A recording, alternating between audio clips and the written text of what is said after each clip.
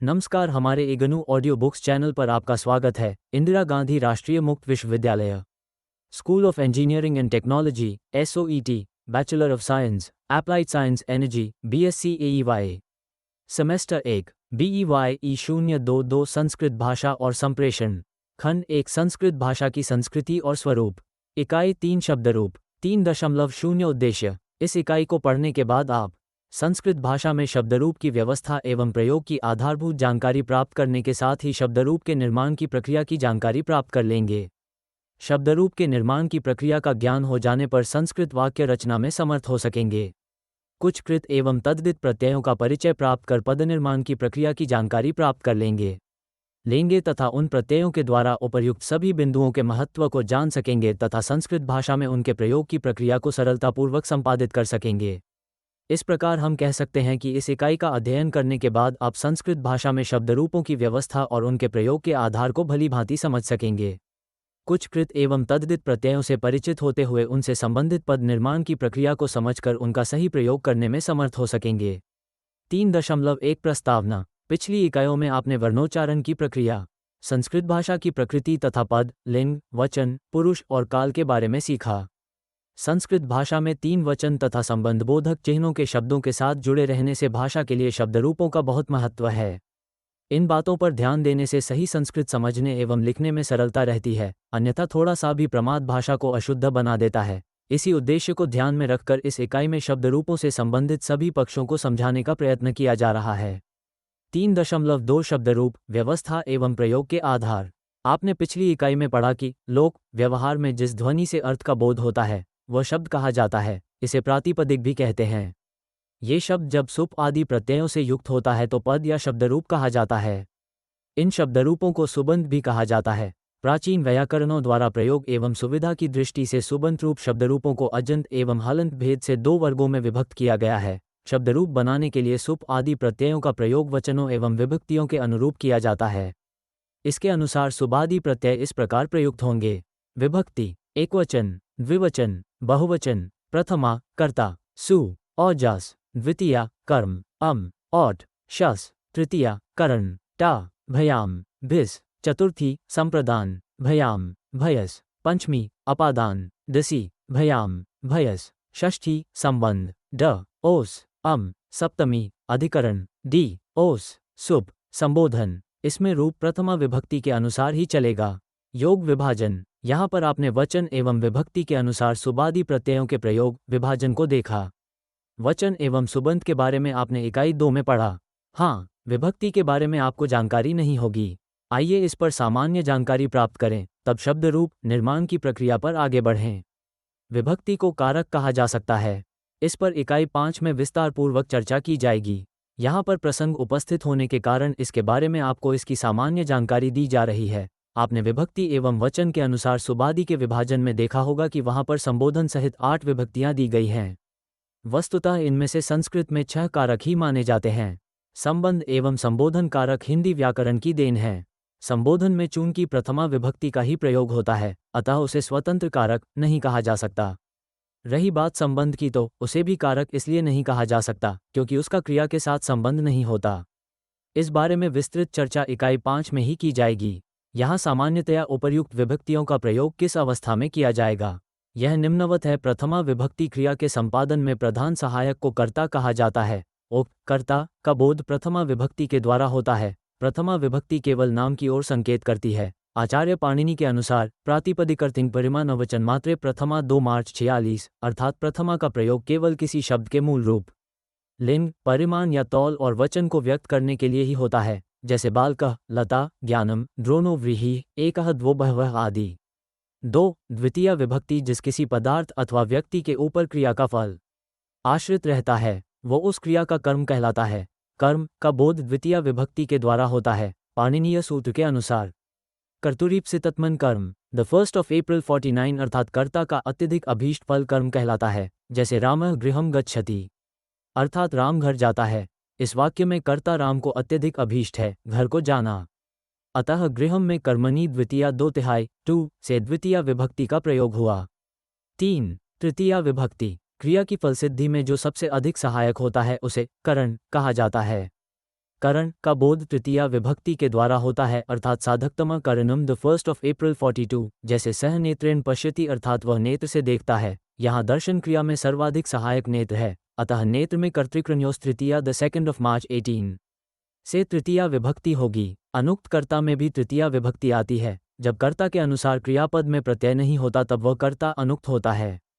4. चतुर्थी विभक्ति दान क्रिया के कर्म के द्वारा कर्ता जिसे विशेष रूप से कुछ देता है तो वह संप्रदान कारक कहलाता है और संप्रदान कारक में चतुर्थी विभक्ति होती है अर्थात कर्मणा यम्भिप्रैति स संप्रदानम द 1 अप्रैल 32, चतुर्थी संप्रदाने द 3 मार्च 13, जैसे रामाय भोजन ददाति अर्थात राम के लिए भोजन देता है। इस वाक्य में व्यक्ति के द्वारा भोजन राम को दिया जा रहा है, अतः राम में चतुर्थी विभक्ति का प्रयोग होगा। 5. पंचमी विभक्ति जहाँ से मानसिक अथवा प्रत्यक्ष रूप से वियोग या अलगाव पाया जाता है वह अपादान कारक होता है एवं इसका बोध पंचमी विभक्ति के द्वारा होता है। अलगाव होने में अवधिरूप सीमा अपादान कहलाती है अर्थात ध्रुवम्पायपादानम द 1 अप्रैल 24, अपादाने पंचमी द 2 मार्च 28, जैसे वृक्षात् पर्णम पतति अर्थात वृक्ष से पत्ता गिरता है। यहाँ पर पत्ते का वृक्ष से अलगाव हो रहा है, अतः वृक्ष में पंचमी विभक्ति होगी। 6. षष्ठी विभक्ति संस्कृत में इस विभक्ति को कारकत्व प्राप्त नहीं है। षष्ठी विभक्ति एक वाक्य में प्रयुक्त एक संज्ञा पद से दूसरे संज्ञा पद का संबंध सूचित करती है। आचार्य पाणिनि के अनुसार षष्ठी शेषे 2 मार्च 50 अर्थात जब कारक और प्रातिपदिक अर्थ से भिन्न स्वस्वामिभाव आदि संबंध विवक्षित हो तो उस अर्थ में षष्ठी विभक्ति का प्रयोग होता है, जैसे राज्ञ पुरुष अर्थात राजा का आदमी। इस वाक्य में राजा पदार्थ का, पुरुष पदार्थ के साथ संबंध बताया गया है, अतः यहाँ पर षष्ठी विभक्ति का प्रयोग होगा। 7. सप्तमी विभक्ति कर्ता या कर्म के द्वारा उनमें रहने वाली क्रिया के आधार कारक को अधिकरण कहा जाता है और अधिकरण का बोध सप्तमी विभक्ति के द्वारा होता है अर्थात आधारोधिकरणम द 1 अप्रैल 45, सप्तमीधिकरणे च द 2 मार्च 36, रामः स्थाल्याम ओदन पचति अर्थात राम स्थाली में चावल पकाता है। इस वाक्य में कर्म की क्रिया का आधार स्थाली है, अतः स्थाली में सप्तमी विभक्ति होगी। जैसे 8. संबोधन में प्रथमा विभक्ति का ही प्रयोग किया जाता है, जैसे बालका किन कुरुत अर्थात हे बालकों क्या कर रहे हो। इस वाक्य में बालकों को संबोधित किया जा रहा है, अतः संबोधन में प्रथमा विभक्ति का ही प्रयोग किया गया है। यहाँ तक आपने विभक्ति के अनुसार पद के प्रयोग के बारे में जानकारी प्राप्त की। आपने प्रारंभ में सुबंत के 2 भेदों के बारे में पढ़ा। अब आगे क्रमशः अजंत एवं हलंत पद निर्माण की सरलतम प्रक्रिया आपको बताई जाएगी। अजंत शब्द स्वरांत अर्थात जिन शब्दों का अंतिम वर्ण स्वर है वे शब्द अजंत कहलाते हैं। अजंत शब्दों के बाद विभक्ति चिन्ह लगाने पर उनका जो स्वरूप बनता है उसे हम एक मानक सिद्ध शब्दरूप के द्वारा आपको बताएंगे। उन सिद्धरूपों को देख एवं समझकर आप स्वयं विभक्ति चिन्हों एवं उनके परिवर्तनों पर विचार करने में समर्थ हो जाएंगे। यहाँ पर क्रमशः अजंत पुंलिंग, स्त्रीलिंग एवं नपुंसकलिंग के प्रयोग एवं उनके चिन्ह को कोष्ठक में दिया जा रहा है। सर्वनाम शब्दों का रूप अंत में दिया जाएगा। क पुंलिंग शब्दरूप पुंलिंग शब्दों के अकारांत, इकारांत, ईकारांत, उकारांत, ओकारांत, ऋकारांत आदि रूप निम्नवत हैं। विभक्ति एकवचन, द्विवचन, बहुवचन। प्रथमा रामः, रामो, रामा। द्वितीया रामम, रामो, रामा। तृतीया रामेन, रामाभयाम, रामः। चतुर्थी रामाय, रामाभयाम, रामेभ्यः। पंचमी रामात्, रामाभयाम, रामेभ्यः। षष्ठी रामस्य, राम्यो, रामानाम। सप्तमी रामे, राम्यो। संबोधन हे राम इकारांत ई स्वरांत शब्द इकारांत कहलाते हैं। इनमें हस्व एवं दीर्घ इकार के शब्दरूप अलग अलग प्रकार से चलते हैं। हस्व इकार में भी भिन्नता है, अतः उन सबके रूप द्रष्टव्य हैं। क हर शब्द विभक्ति एकवचन, द्विवचन, बहुवचन। प्रथमा हरि, हरि, हर्यः। द्वितीया हरिम, हरि, हरिणी। तृतीया हरिणा, हरिभयाम, हरिभ्यः। चतुर्थी हर्ये, हरिभयाम, हरिभ्यः। पंचमी हरे, हरिभयाम, हरिभ्यः। षष्ठी हरे, हर्यो, हरिनाम। सप्तमी हरो, हर्यो, हरिषु। संबोधन हे हरे, हे हरि, हे हर्यः। इसी प्रकार भूपति आदि शब्दों के रूप भी चलेंगे। ख सखी शब्द विभक्ति एकवचन, द्विवचन, बहुवचन। प्रथमा सखा, सखायो, सखाय। द्वितीया सखाय, सखायो, सखी। तृतीया सख्या, सखिभ्याम, सखिभ्यः। चतुर्थी सख्ये, सखिभ्याम, सखिभ्यः। पंचमी सख्यो, षष्ठी सख्यो, सखीनाम। सप्तमी सख्यो, सखिषु। संबोधन हे सखे, हे सखायो, हे सखाया। ग पति शब्द इकारांत पति शब्द के रूप प्रथमा एवं द्वितीया विभक्ति में हरि की भांति चलेंगे तथा तृतीया से सप्तमी विभक्ति तक सखी के समान चलेंगे। संबोधन रूप हरि की ही भांति चलेगा। घ सुधी शब्द दीर्घ ई स्वरांत रूप इस प्रकार से चलेंगे। विभक्ति एकवचन द्विवचन प्रथमा सुधी सुधियो द्वितीया बहुवचन सुधिया सुधियम तृतीया सुधिया सुधीभ्याम सुधीभ्य चतुर्थी सुधिये सुधीभ्य पंचमी सुधिय षष्ठी सुधियों सुधियाम सप्तमी सुधिय सुधीषु। संबोधन हे सुधी हे सुधियो हे सुधिय। उकारांत ऊस्वरांत शब्द उकारांत कहलाते हैं। इनमें ह्रस्व एवं दीर्घ उकार के शब्दरूप अलग अलग प्रकार से चलते हैं। ह्रस्व उकारांत के सभी शब्दरूप गुरु की भांति ही चलेंगे। क गुरु शब्द विभक्ति एकवचन द्विवचन बहुवचन प्रथमा गुरु गुरु गुर्व द्वितीया गुरुम गुरून् तृतीया गुरुना गुरुभ्याम गुरुभ्य चतुर्थी गुर्वे गुरुभ्यः पंचमी षष्ठी सप्तमी गुरः उद्धरण चिन्ह डॉट। संबोधन गुरो हे गुरो गुर्वः गुर्वः गुरुनाम गुरुषु हे गुरु गुर्वः। ख स्वभू ब्रह्मा शब्द दीर्घ उकारांत के सभी शब्दरूप स्वभू की भांति ही चलेंगे। विभक्ति एकवचन द्विवचन बहुवचन प्रथमा स्वभुव स्वभुव स्वभुवः द्वितीया स्वभुवम तृतीया स्वभुआ स्वभुभयाम स्वभुभ्यः चतुर्थी स्वभुवे स्वभुभ्यः पंचमी स्वभुवः षष्ठी स्वभुवः स्वभुआ सप्तमी। संबोधन हे ऋकारांत रि स्वरांत शब्द ऋकारांत कहे जाते हैं।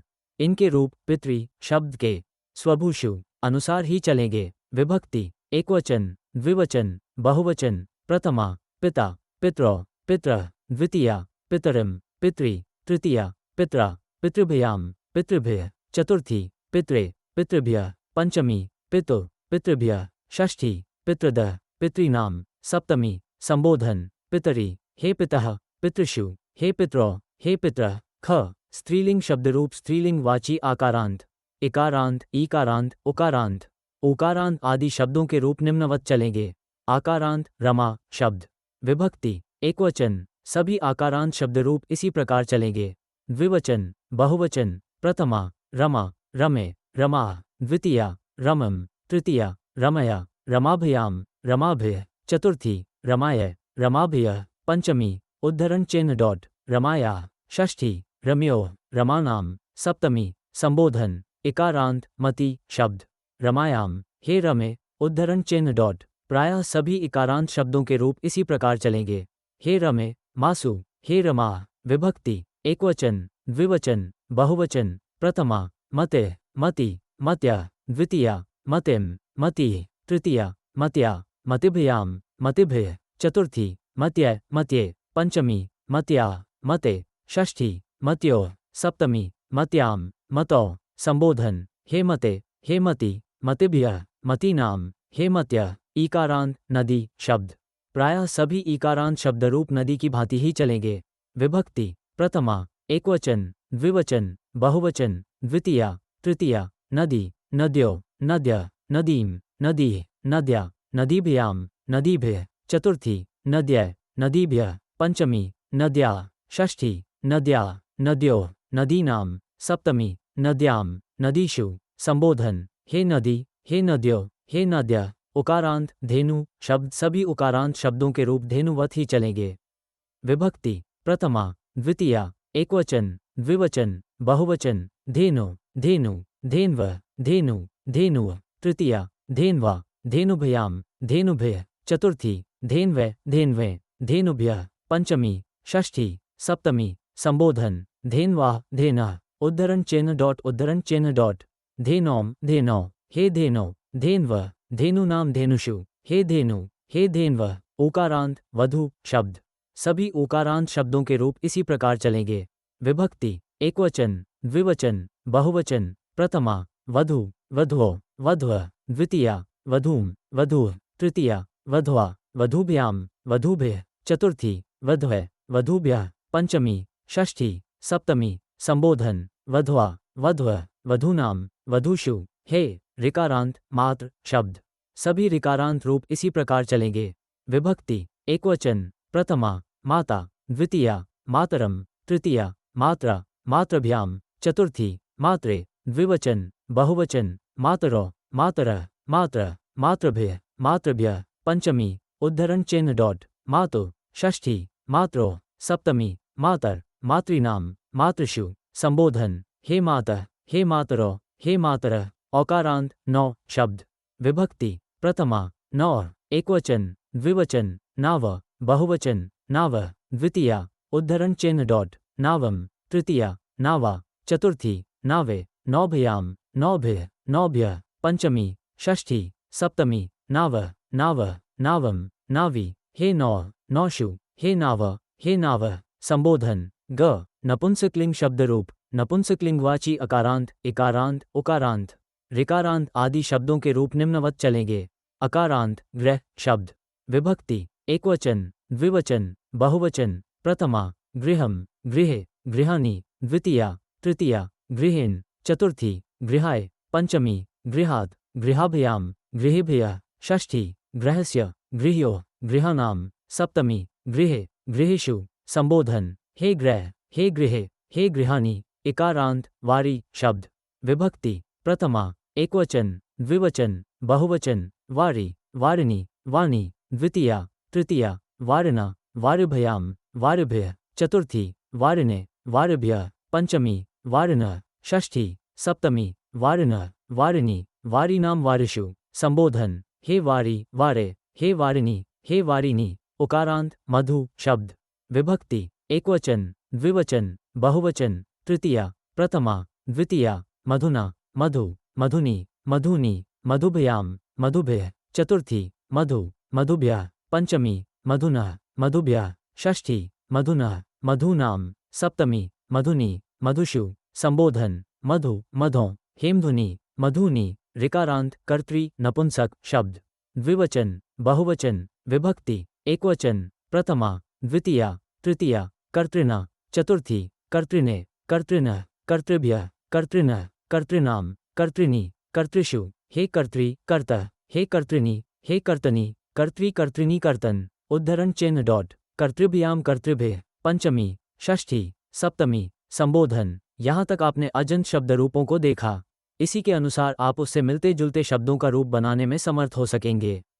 अब आगे आपको हलंत शब्द रूपों को उदाहरण के द्वारा समझाया जाएगा। हलंत शब्द व्यंजन वर्णों को हल कहा जाता है। जिन शब्दों के अंत्य वर्ण व्यंजन होते हैं वे शब्द हलंत शब्द कहे जाते हैं। हलंत शब्दों के रूप साधारणतः विभक्तियां जोड़ने पर बन जाते हैं और संधि नियमों का पालन भी करना होता है। हम आपको हलंत शब्दों के रूप तीनों लिंगों के अनुसार आगे दे रहे हैं, जिन्हें पढ़ एवं समझकर आप तदनुसार शब्द रूप का निर्माण कर सकेंगे। क पुंलिंग शब्द रूप, भगवत शब्द रूप, विभक्ति एकवचन द्विवचन बहुवचन, प्रथमा भगवान भगवंतो भगवन्तः, द्वितीया भगवन्तं भगवतः, तृतीया भगवता भगवद्भ्याम भगवद्भ्यः, चतुर्थी भगवते भगवद्भ्यः, पंचमी भगवतः, षष्ठी भगवतः भगवताम, सप्तमी भगवती भगवत्सु, संबोधन हे भगवन हे भगवंतो हे भगवन्तः, आत्मन शब्द रूप, विभक्ति एकवचन द्विवचन बहुवचन, प्रथमा आत्मा आत्मानो आत्मानः, द्वितीया आत्मानं आत्मनः, तृतीया आत्मना आत्मभ्याम आत्मभ्यः, चतुर्थी आत्मरे आत्मभ्यः, पंचमी आत्मनः, षष्ठी आत्मनः, सप्तमी आत्मनि आत्मसु, संबोधन हे आत्मन हे आत्मानो हे आत्मानः, राजन शब्द रूप, विभक्ति एकवचन द्विवचन बहुवचन, प्रथमा राजा राजानो राजानः, द्वितीया तृतीया चतुर्थी पंचमी षष्ठी राजानम राज्ञा, उद्धरण चिन्ह डॉट राज्ञे राज्ञा राज्ञा, राजभयाम राजभयः राजभय, राज्ञों राज्ञा, सप्तमी संबोधन राज्ञे राजनी हे राजन, राजसु हे राजानो हे राजानः, युवन युवक शब्द रूप, विभक्ति एकवचन द्विवचन बहुवचन, प्रथमा युवा युवानो युवानः, द्वितीया युवानम यूनः, तृतीया यूना युवभयाम युवभ्यः, चतुर्थी यूने युवभ्यः, पंचमी यूनः, षष्ठी यूनः यूनाम, सप्तमी यूनि युवसु, संबोधन हे युवन हे युवानो हे युवानः, विद्वान शब्द रूप, विभक्ति एकवचन द्विवचन बहुवचन, प्रथमा विद्वान विद्वांसो विद्वांस द्वितीया तृतीया चतुर्थी पंचमी विदुष षष्ठी विदुषो विदुषा सप्तमी संबोधन ख स्त्रीलिंग शब्दरूप सरित शब्दरूप विदुषी विद्वत्सु हे विद्वन हे विद्वांसो हे विद्वांस विभक्ति एकवचन द्विवचन बहुवचन प्रथमा सरित सरित सरितः द्वितीया सरितम तृतीया सरिता सरिद्भ्याम सरिद्भ्यः चतुर्थी सरिते सरिद्भ्यः सरितः शब्दरूप सप्तमी रागी राजनी राजसु संबोधन हे राजन हे राजानो हे राजानः युवन युवक शब्दरूप विभक्ति एकवचन द्विवचन बहुवचन प्रथमा युवा युवानो युवानः द्वितीया युवानम यूनः तृतीया यूना युभ्याम युभ्यः चतुर्थी यूने युवभ्यः पंचमी यूनः षष्ठी यूनः यूनाम सप्तमी यूनी युवसु संबोधन हे युवन हे युवानो हे युवानः विद्वान शब्दरूप विभक्ति एकवचन द्विवचन बहुवचन प्रथमा विद्वान विद्वांसो विद्वांसः द्वितीया तृतीया चतुर्थी पंचमी विदुषः षष्ठी विदुषो विदुषा सप्तमी संबोधन ख स्त्रीलिंग शब्दरूप सरित शब्दरूप विदुषी विद्वत्सु हे विद्वन हे विद्वांसो हे विद्वांसः विभक्ति एकवचन द्विवचन बहुवचन प्रथमा सरित सरित सरितः द्वितीया सरितम तृतीया सरिता सरिद्भ्याम सरिद्भ्यः चतुर्थी सरिते सरिद्भ्यः सरितः सरितः सरिताम सरिति सरित्सु हे सरित हे सरित हे सरितः पंचमी षष्ठी सप्तमी संबोधन गिर वाणी शब्दरूप विभक्ति एकवचन द्विवचन बहुवचन प्रथमा गी गिरो गिरः द्वितीया गिर तृतीया गिरा चतुर्थी गिरे गीर्भ्याम गीर्भ्यः गीर्भ्यः गिरः उद्धरण चिन्ह डॉट पंचमी षष्ठी सप्तमी संबोधन दिश दिशा शब्दरूप गिरि गिरोह गिराम गीर्ष हे गीह हे गिरो हे गिरः विभक्ति एकवचन द्विवचन बहुवचन प्रथमा दिक् दिशा दिशः द्वितीया दिशम तृतीया दिशा चतुर्थी दिशे दिग्भ्यः दिग्भ्यः पंचमी दिशः षष्ठी सप्तमी संबोधन दिशो दिशाम दिशि दिक्षु हे दिक् हे दिशा हे दिशः ग नपुंसकलिंग शब्दरूप नाम शब्दरूप विभक्ति एकवचन द्विवचन बहुवचन विवरण के लिए स्क्रीन को देखें। इस प्रकार आपने यहाँ तक हलंत शब्दरूपों को देखा। अब आगे आप हलंत सर्वनाम शब्दों के रूपों को तीनों लिंगों में देखेंगे एवं जानकारी प्राप्त करेंगे। सर्वनाम संस्कृत भाषा में निम्न शब्द सर्वनाम के रूप में प्रायः प्रयुक्त किए जाते हैं: अस्मद्, युष्मद्, भवत्, तद्, एतद्, इदं, यद्, किम, सर्व, विश्व, अन्य, एकः, द्वे, त्रि, चत्वारः आदि। उपर्युक्त सर्वनामों के रूप तीनों लिंगों में द्रष्टव्य हैं। अस्मद् शब्दरूप अस्मद् शब्द का रूप तीनों लिंगों में एक समान ही चलता है। इसके द्वितीया, चतुर्थी एवं षष्ठी विभक्तियों में दो दो रूप बनते हैं। इनका प्रयोग विशेष अवस्था में अथवा पद्यों में होता है, अतएव इसका ज्ञान आवश्यक है।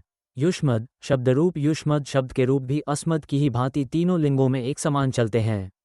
इसमें भी द्वितीया, चतुर्थी एवं षष्ठी विभक्तियों में दो दो रूप बनते हैं। विवरण के लिए स्क्रीन को देखें। शेष तृतीया से सप्तमी विभक्ति तक के रूप पुंलिंग के समान चलेंगे। यद का रूप भी इसी प्रकार चलेगा। शेष तृतीया से सप्तमी तक के रूप पुंलिंग के समान चलेंगे। किम, अन्यत आदि के रूप भी इसी प्रकार चलेंगे। द्वि शब्द रूप इसके रूप केवल द्विवचन में ही चलेंगे।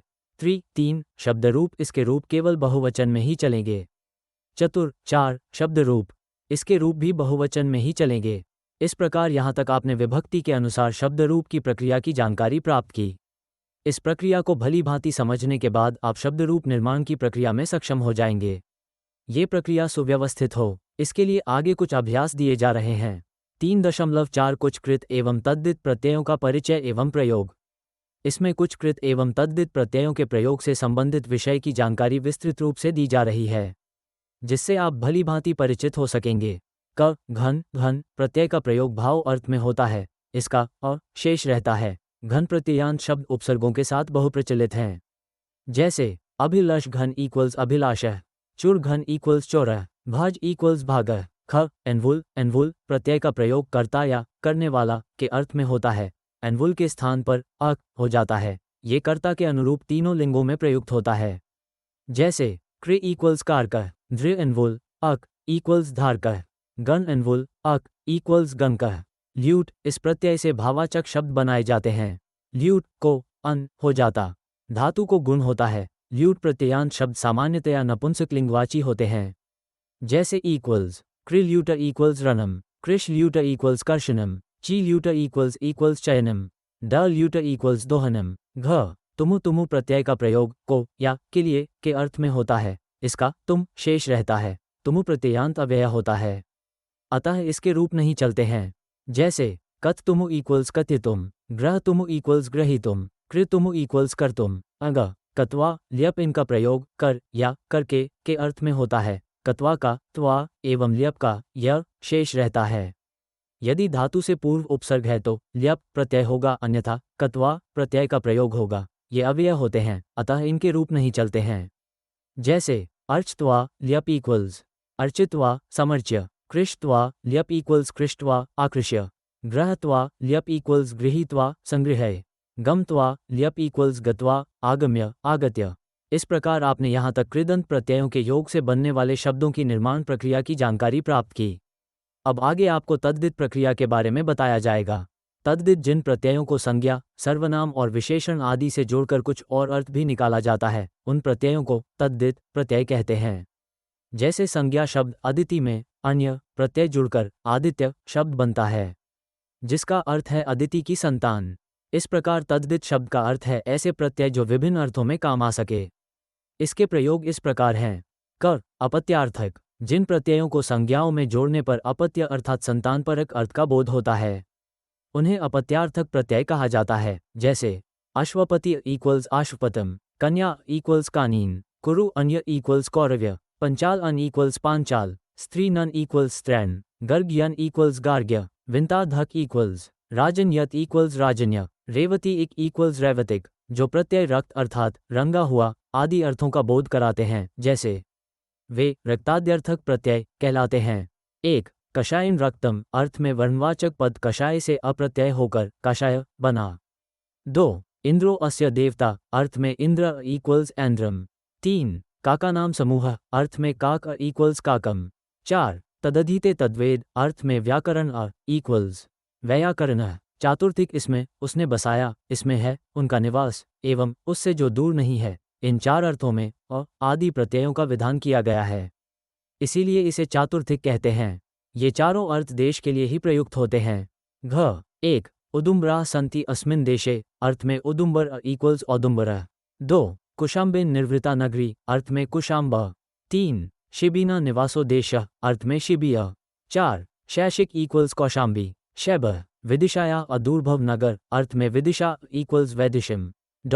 जिन अर्थों का उल्लेख अपत्यार्थक, रक्ताद्यर्थक एवं चातुर्थिक में नहीं हुआ है, ऐसे अर्थों को शेष कहा जाता है तथा उन अर्थों में होने वाले प्रत्ययों को शैशिक प्रत्यय कहा जाता है। इसमें मुख्यतया जातः प्रायभवः संभूतः भवः आगतः प्रभवति अभिनिष्क्रमण प्रोक्तम तस्येदम सोस्य निवासः जाता है आदि अर्थों में होने वाले शैशिक प्रत्ययों का वर्णन है। इन सभी अर्थों में सामान्यतः प्रत्यय प्रयुक्त होता है।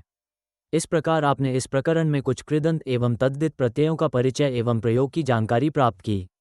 3.5 सारांश। इस इकाई में आपने शब्दरूप व्यवस्था की जानकारी प्राप्त की। इसके पश्चात आपने शब्दरूप के आधार पर वाक्य रचना की पद्धति का ज्ञान प्राप्त करते हुए कुछ कृत एवं तद्धित प्रत्ययों का परिचय एवं प्रयोग की जानकारी प्राप्त की। इस प्रकार यदि आप ध्यानपूर्वक इसे पढ़ेंगे तो निश्चय ही संस्कृत भाषा की आपको प्रारंभिक जानकारी प्राप्त हो जाएगी। धन्यवाद। मिलते हैं अगले वीडियो में अगले पाठ के साथ।